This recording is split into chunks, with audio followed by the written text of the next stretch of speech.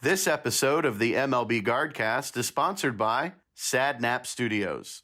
Are you in need of assistance when it comes to digital arts, logo creation, website design, brand building, or designing merch?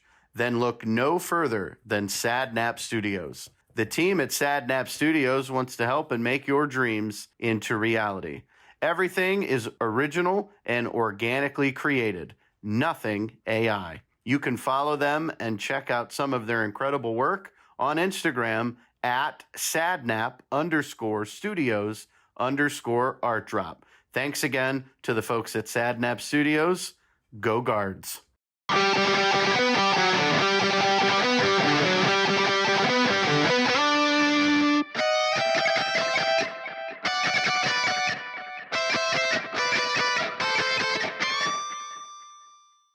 Ladies and gentlemen, boys and girls, children of all ages, everyone in between, it is time for another episode of the MLB Guardcast. This is episode 30. I am Mike Vorhies. He is Bryan Shaw.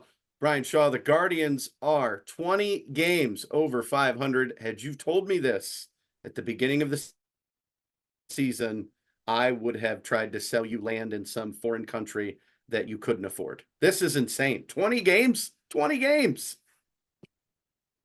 Tied with 99 and 95, I believe. Is that accurate?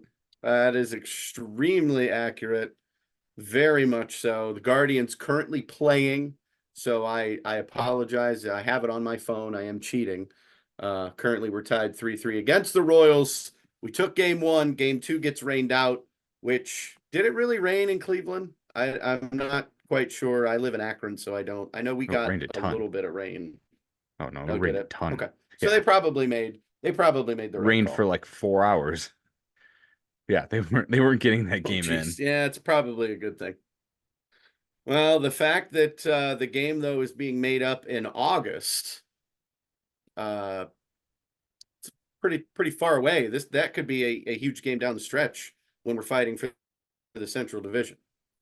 Yeah, they were going to have a bullpen game yesterday, or at least an opener in Nick Sandlin, and then ended up postponing the game. Given today was a getaway game for both teams, I think that had something to do with it, of why they postponed it to later in August. So hopefully it benefits them, and was a good move. But this team's just been on a roll. It's just been on a great roll. We have Stephen Kwan back. We have a couple of roster additions, a couple of roster moves to talk about, and they just keep going. Well, we last recorded on May the 24th. Since then, we swept the Angels of Anaheim, Los Angeles Angels, the team that plays out in California. I always get their city confused, so we'll go with the Angels. We swept them. We lose the series to the Rockies, which was a bit weird. I thought we were definitely the better team. Not quite sure how we lost that series, but that's okay. Can't win them all. We win the series against the Nationals, and then obviously we're in our current series with the Kansas City Royals, which wraps today. Then it's on to Miami for 3, Cincinnati for 2, Toronto for 3. We're not back home until June 18th. When we take on the Seattle Mariners. So a big road trip for our Cleveland Guardians, Bryan. Yeah, there was that game in Colorado where a lot of people were blaming the umpire, the second base umpire, for getting in Jimenez's way. And then there was that error, and that kind of cascaded things. And then I think just with those West Coast road trips, they probably just started to get a little bit tired and needed to come home and get some home cooking. Absolutely. We know that Colorado is such a fun place to play. You got to go to Coors Field in Colorado, got to see the game. Kind of walk us through it. What was it like? Would you like? Would you not like? Yeah, I think I'm up to my 9th ballpark now. Coors Field was beautiful. It was big. I was surprised how big it was. A lot of brick, very similar to Detroit's stadium, I felt like. Yeah. Kind of similar aesthetic. But really, really beautiful area. I really liked everything that they were doing with that whole downtown area. There was a lot of places to hang out around the ballpark. So it was It was really cool. And plus I got a chance to meet Matt Underwood, which was also awesome. You know, when you told me all of this, I was very excited. I know you were a lot of stuff that you learn sometimes is off the record, so we can't really divulge into a lot of what was discussed, but you had a phenomenal time outside of the game, it sounds like. And you know, I'm kind of jealous, I'm not gonna lie. Yeah, my wife got a chance to take a picture with Tyler Freeman. I had uh, a pretty lengthy conversation with Chris Valeka. So yeah, it was a really cool trip. You And spoke of Tyler Freeman, and he's now batting in the bottom of the sixth for Bo Naylor as a pinch hitter. So well done. You spoke Tyler Freeman's name into existence, and there you go. He's now batting. Chris yeah, Valeka, for those that don't know, that is the Cleveland Guardians hitting coach. And what a difference he has made compared to who we had before, and that was Todd Van Berkeley. What a difference this offense has made with him at the helm. well, I mean, I think this is his third season, and I I did compliment him when I initially talked to him and said, "Hey, you're doing a great job this year." Because if you recall, one of our first episodes of this year with Jim Rosenhaus, we had talked about what would be different from Tito to Stephen Vogt. And I had heard an interview on the radio with Stephen Vogt, and he had talked about that they were going to make approach changes this year in the way the guys would bat. They were going to be a little more aggressive. They were going to uh, give them permission to swing in the hitters' counts and things like that. And that was probably just the tip of the iceberg. I'm sure they made way more adjustments. But if you remember, Jim kind of corrected us when I said that, and he said that was Chris Faleka's idea. He wanted to make those changes.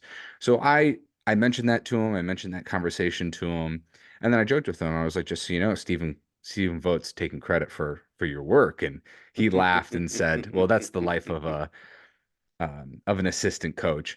So I complimented him on that, and he was grateful to hear that because he said that he got a lot of grief last year when they weren't as good, when they were last in home runs. So yeah, big turnaround for this team.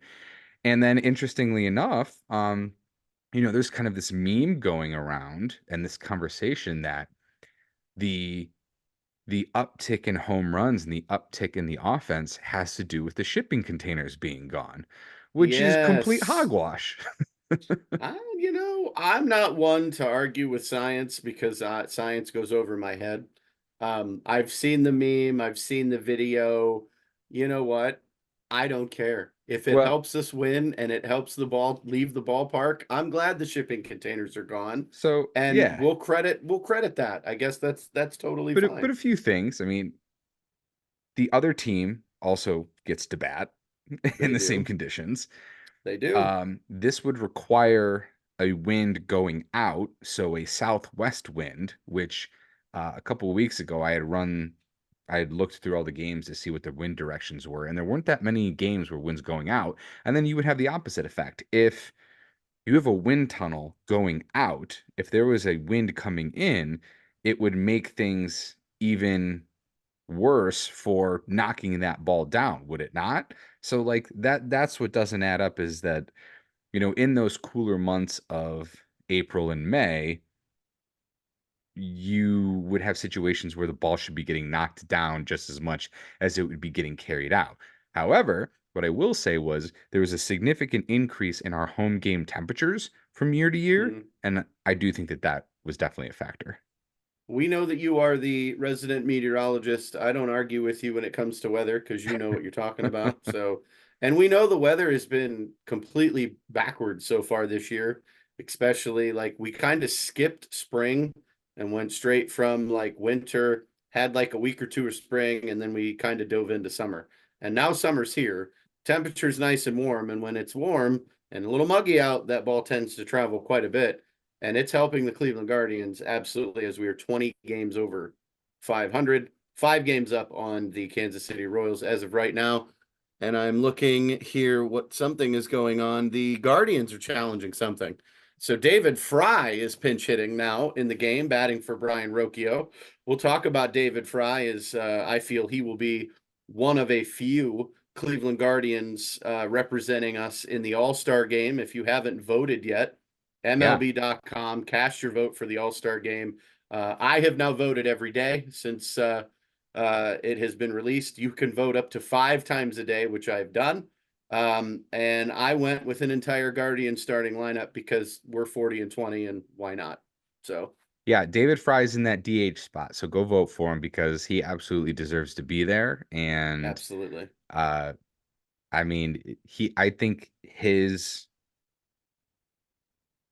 rise, his breakout season here has been a big reason why the team is where they are. I mean, you've essentially added another significant hitter into this lineup where at a position, if you do want to call him just a DH, which he's been all over the place. Yeah. But the DH spot for us last year was one of the worst production wise in Major League Baseball.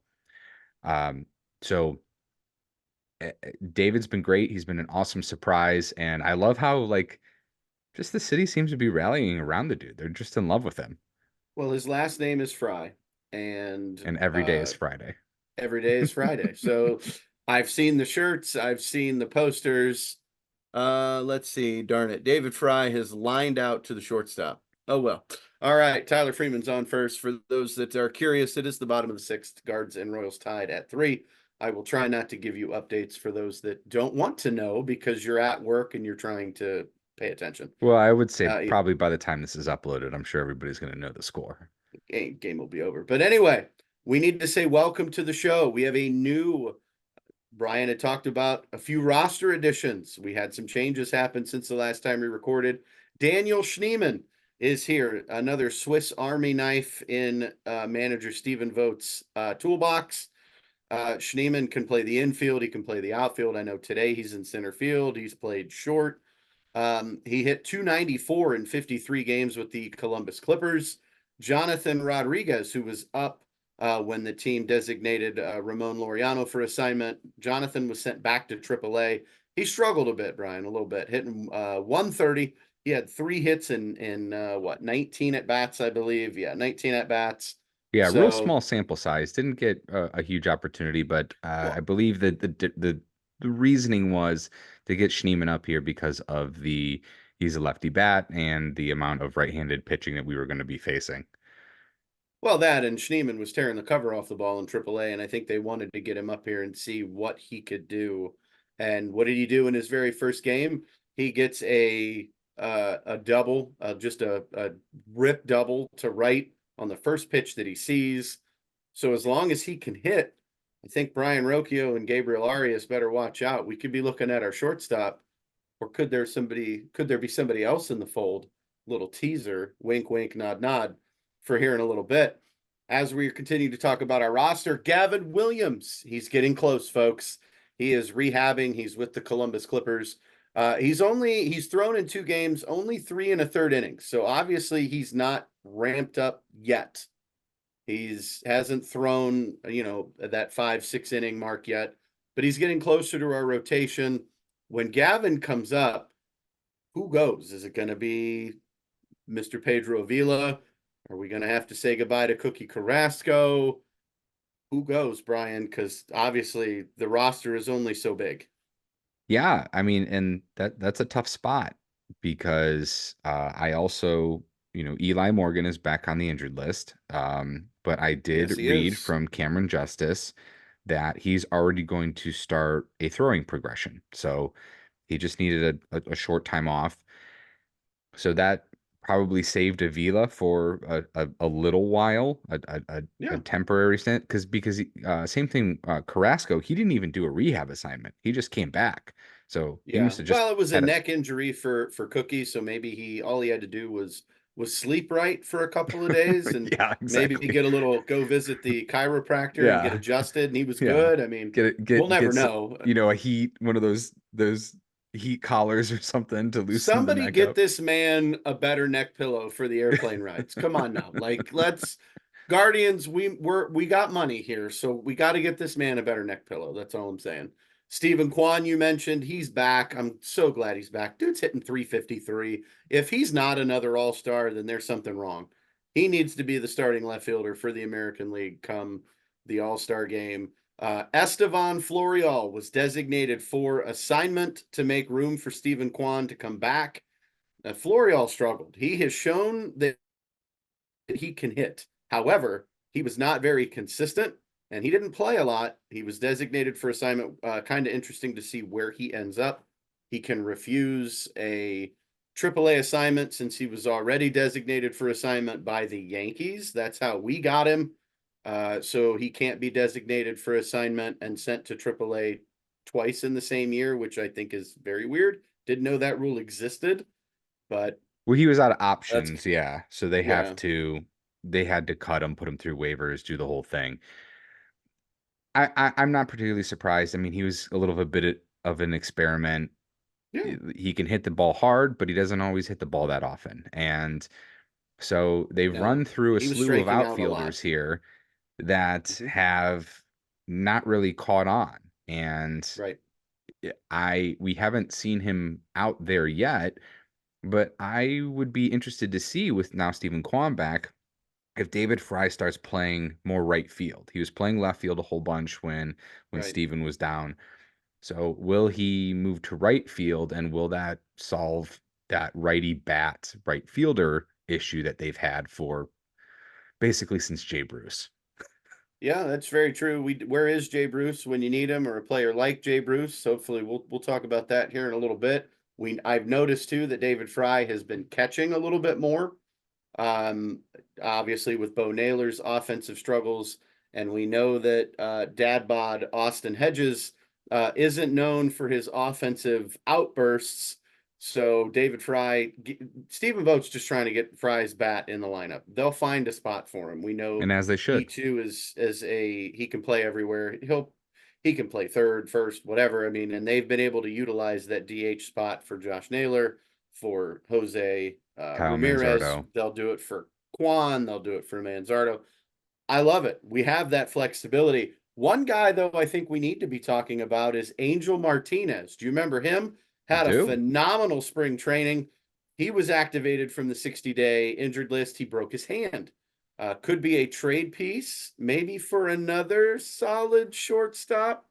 There's another teaser, Brian. I don't. What am I talking about? I wonder where I'm going with this.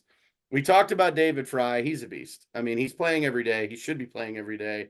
And you had mentioned it. What a bat to have in the lineup, putting him in that 5 spot. But so you have Jose, you have Josh Naylor, and then you have uh, David Fry, and then you can put Andres Jimenez at the 6 spot. You've got Will Brennan in the 7 spot. Like, I love the way this lineup looks now. Last year, we weren't having this conversation. This year, completely different. I mean, just David Fry is so good. And the fact that he was a throwaway piece in a trade with the Milwaukee Brewers For JC for Mejia. Juan Carlos Mejia, who's suspended from baseball currently. So thank you, Milwaukee Brewers. Thanks for giving up on David Fry and sending him to us. We're eternally grateful, and when we win the World Series, we'll be sure to send the Milwaukee Brewers like a peach basket or something that says thank you. Yeah, so that was another conversation that I had was, like I was asked what was my biggest surprise of the team so far, and obviously I mentioned David Fry, and then I was talking about how Tyler Freeman had really taken to that leadoff spot, and so then I was having discussions um, with Chris, and we were talking about he had mentioned to me that Tyler Freeman would probably move to the 2 hole when Stephen Kwan came back. Then it looked like they did it. So it looks like they're kind of rotating him and Jimenez based on the pitching matchup. So, Yep. whether it's like 2 and 6, I think is the 2 spots that they're rotating them in. And Yeah. I mean, that's another just great surprise. Like we talked about David Fry and how much he's made this team, but Tyler Freeman stepping up and becoming that everyday center fielder. Now he had a slow start with the bat, but he's always been pretty consistent with the bat. And now it looks like he's also adding a little bit of power. He had that huge bomb shot just the other day. Yep. So another great surprise that I think has really helped catapult this team and lengthen that lineup. I was reading on X, formerly known as Twitter, that teams are, or the fans are wondering now, when are we going to extend Tyler Freeman? Because it looks like we have found our new center fielder. Let's pump the brakes on an extension. We did that with Miles Straw, and look what happened. He fell apart. So let's pump the brakes. Let's handle that in the offseason. Let's see how Freeman handles a full game schedule out in center field. I mean, he's been incredible. What an out of nowhere thought that, we were talking about him potentially being a shortstop or maybe a second baseman if they move Andres Jimenez to short. And now he's in center field and he's just doing a phenomenal job. But, it is summer, Brian. We talked about that. And we know that it's summer here. It's getting warm. Rumors are starting to swirl now. We're Well, getting into especially that time, because you're a team in first place, and you're and potentially always looking to improve. and you can assume, so there's 100 games left, right? And they've Thereabouts, already, yes. We've played 61 games now. Yeah. yeah. So if they went 500 the rest of the way, they're at 90 wins. Yeah. If they go 50 and 50, they're at 90 wins. That should be enough to get you into the playoffs. And that's saying if they go 50 and 50. Like I would hope that they were better than that. I'd like to But go 60-40 the rest of the way. Maybe 70-30 would be great. but It's wishful to your thinking. point, it's time to now pull the trigger on making some moves here and upgrading this roster where Yep. you haven't in the past few years. They didn't in 22. Last year was super weird where they made trades and then picked up a bunch of guys on waivers to kind of make that Yeah. late season run. Then it didn't work out. So you've not made a like a big run, a big push at it for several years now. And I Right. think that now this is the time, and you're starting to see and hear some rumblings. And it looks like one of the big trade partners, because we have that relationship with them, would be the Toronto Blue Jays.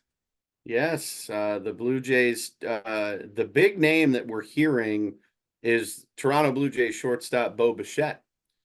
Could be a potential trade target for the Guardians. I mean, let's be Which honest, the came Blue from Jeff Jays, Passan. it did. Yeah. The Blue Jays are in last place, and they're nowhere close to competing in that division right now with New York and Baltimore and Boston kind of being, I would say, not a lot ahead, but there's quite a bit of distance between Boston and then Toronto and uh, whom else am I forgetting that's in that division? Why am I drawing a huge blank? The American League Orioles, East. Well, Baltimore, Baltimore, New York, Boston, Toronto. Toronto. Isn't there another team? There's got to be a fifth team, right? What am I doing? Why am I struggling? This is crazy. I am drawing an absolute blank. What, I don't understand. What did I do here? Hold on, now I got to figure it out. Tampa Bay, Oh, really? yes, the Rays. Tampa Bay. Ouch. How can I forget about Tampa Bay? Uh the Cleveland Guardians minor league team. Anyway, I'm just kidding. Just kidding. Um, but Bo Bichette would be a huge get. I'm interested to see what it would take to get him. We think that Toronto kind of needs to make some cap moves. They are a little strapped for cash. And if they're not competing and they want to rebuild and get some pieces for the future, they've got some players, not just Bo Bichette, but I'm hearing Vlad Guerrero Jr. potentially too. Could be a guy that Toronto looks to trade. And man, oh man, would he look good in the Cleveland Guardians lineup. Yeah, I would say I can't imagine they'd get both. Uh, it is pretty wild to be talking about us trading for a shortstop with the Yeah. 25 that we had on the roster and that none of them have really been able to step up. You had mentioned earlier with Schneeman, and Schneeman's been Yeah. getting reps there and so far has played pretty well in his first few games, but Rocchio has not stepped up. Gabriel Arias, I think, has almost played his way off the team, if Yeah. not, get sent back down to AAA. Now they do have options still in AAA. Jose Tena has really, really come on in the last several weeks. He had a brief stint here last year. We could see him get a call up and get a little bit of a look. You also have Juan Brito who could get a little bit of a look. Or I guess if they decide to trade for Bichette, you let those guys marinate in AAA for another year. And Bichette But has a year of control after this year too. I have another option. I know it's probably not going to be a fan favorite and it's not going to be a popular one. Why can't we take our Gold Glove second baseman, who used to be a shortstop, and Andres Jimenez, and move him back to short, let him play short, and then you just fill in the blanket at second base, whether it's Schneeman, whether it's Juan Brito, Brito, Pena, whether yeah, it's I mean, I don't know. I know that they love Andres at second base. So do I. I think he's a great fit there. But when we traded for him, he was a shortstop. It's possible. I mean, there anything's possible if yeah. It's been Rocchio talked and about a lot. Arias, yeah, I think it's just a matter of I think that the alignment doesn't particularly matter. It's about you need somebody who can hit at because if you move Jimenez to shortstop, then essentially you have a hole in the batting lineup at second base. So what's the difference? I mean, like we're talking more yeah. about the bat than we are the defense. All of these Well, and guys that could be are pretty right. good It could defenders. be you could put Tana at second and if he hits. You could put Schneeman at second if he hits. You could put Burrito at second if he hits. I mean, you're absolutely right. Whoever plays there has to hit and has to produce. But what's funny is now we're hearing some other names that are potential trade targets for the Guardians. Brian, I don't know if you had a chance to look at the list that I sent you, I but did. there's some names on here that are I'm interested. For starting pitching, Jesus Luzardo of the Miami Marlins, aka Florida Marlins. He's a left-handed pitcher. The Guardians have been linked to him in the past. I'd love to see them pull a trade if they're looking for another starting pitcher. Paul Blackburn of the Oakland A's, J.P. Sears of the Oakland A's. We know, well, sorry, the Las Vegas A's, or what are we calling them now? They're Oakland for the remainder of this year. I But think they're just going by the Athletics. I don't think they all have a right. city designation right now. Well, there you go. So the Athletics have a starter or two that potentially could be of some help. A second baseman slash shortstop that could help us. How about Luis Renifo of the Los Angeles of Anaheim Angels of California, whatever they go by these days? He's been an Indian killer, guardian killer. I'd like to see him actually help us instead of hurt us. He'd be a nice acquisition. You've got Jurickson Profar of the San Diego Padres, another Swiss Army knife that can play anywhere in the field. And we know that manager Stephen Vogt likes to have his Swiss Army knives. And then the last name on the list. I have him on the list just strictly to see you smile. How about Jock Peterson, folks, They're of not the trading for Jock Arizona Peterson. Diamondbacks? Let's be honest. The man can hit. He hates Cleveland. Doesn't want to play here. He made that well known when he was a free agent and Cleveland was interested in him. And he ends up going to San Francisco because they paid him way more money than we ever would. And then turned around and bashed our organization for being cheap and basically a goodwill type major league franchise. But I've seen it on Twitter now, his name pop up more than once. So I mean, I would think if they this is a are, long shot for Jock Peterson. yeah, I'm sure it's been smoothed over at this point. I don't think so. I No, think Cleveland never forgets. no, Cleveland I'm does. not The saying from the fans fan do standpoint. not I'm forget. saying Yeah, from the maybe like front office and what was said and all these things and it. um He wants and this if right here. yeah, He he wants a wants to win, ring. so that's all that Yeah, matters. right. Of all the names you mentioned, uh, Lazardo, I'd say, is the most intriguing to me because of the amount of Mm-hmm. control that you would have with him. I think that would be a great trade. We did mention that we're getting Gavin Williams back, and we Yep. also can't forget Joey Cantillo could be making kind of a late season Yeah, that's appearance true for the too. Guardians in the Yes, forgot rotation as about well. Joey. But I was kind of talking about this with some of the guys on because it was brought up in the broadcast with the Bally's team Mm-hmm. about how starting pitchers as a whole in Major League Baseball are just not going as long.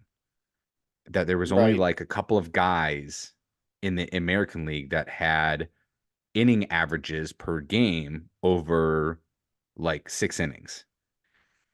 and I think a couple, and then overall in the major leagues, and then like three of those guys were for the Phillies. So, and then in the playoffs, that gets pushed down even more. So you're not going to see a lineup a third time through. So you need your starter to go about five. And I'd Yeah. say there's plenty of guys that I would trust right now, even on the team, to go five. And you're probably only running a four deep rotation anyway in the playoffs. You don't typically go to your fifth starter if you don't need to, Right. with off days and things like that. So yeah, I think starting pitching probably is going to be on their radar. Um, Thankfully, I don't think we really need a bullpen arm. They're still the best bullpen in baseball, and even with little minor injuries here and there, and some guys coming up and down, they've just continued to cruise along, and you have the best closer in baseball too. So you're not going to need to make that Andrew Miller type of trade like you did in the past. But Right. starting pitcher could be interesting. And then, if you get a Bo Bichette or you go get a right fielder, I think those are two moves that could really push this team.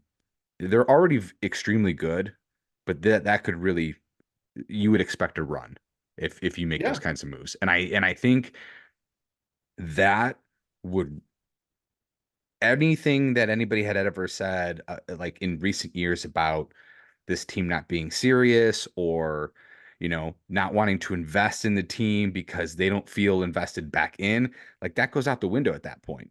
People need to show up, because one other thing I did hear was in 22 that a lot of the players were a little disappointed that the team was good, they were going to be making the playoffs, but there wasn't a lot of fans in the stands in September because the Browns had started, Yeah. and then they showed back up in the Yep. playoffs. And I was told that these guys thrive the off of the fans. It was called "We Need That 10th Man," and they Yeah. thrive off of that energy. And the attendance has been really good so far this year. The weather has played a lot of role in that. I think a lot of people are excited. You've got the renovations and things like that too. But I mean, it could get real crazy if you make a big trade. If you go get somebody like a Bo Bichette, or if you go get another starting pitcher, I think I hopefully fans show up for this team. Couldn't agree more. I mean, the Guardians are going to be so much fun to watch, Brian. I mean, obviously, we got a nice little road trip starting after we complete today's game. We're in the top of the eighth, tied 3-3 with the Royals. So as soon as we are done here, I'm going to finish up and watch the end of this game, and hopefully we can pull off another win, which would be fantastic. It's going to be great. I mean, the weather is heating up. Rumors are just getting started. The Guardians are going to continue to win as long as they continue to win series and play well. I mean, we're in this now. I mean, you might as well.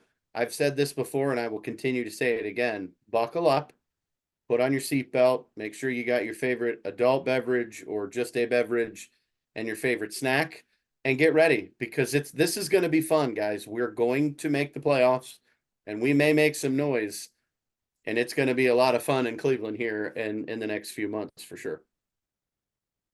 Yeah, it just keeps rolling along. I mean, and now you're starting to see attention to them Mm-hmm. from the national guys. National attention, which is Yes, always which good. which wasn't the case a couple weeks ago, but now people are starting to pay attention. You're starting to see them rise in the power rankings a little bit more. You're starting to Mhm. see guys like John Heyman talk about them. You're starting to see the MLB.com Twitter account post about Yeah. them and post about Jose and those kinds of things.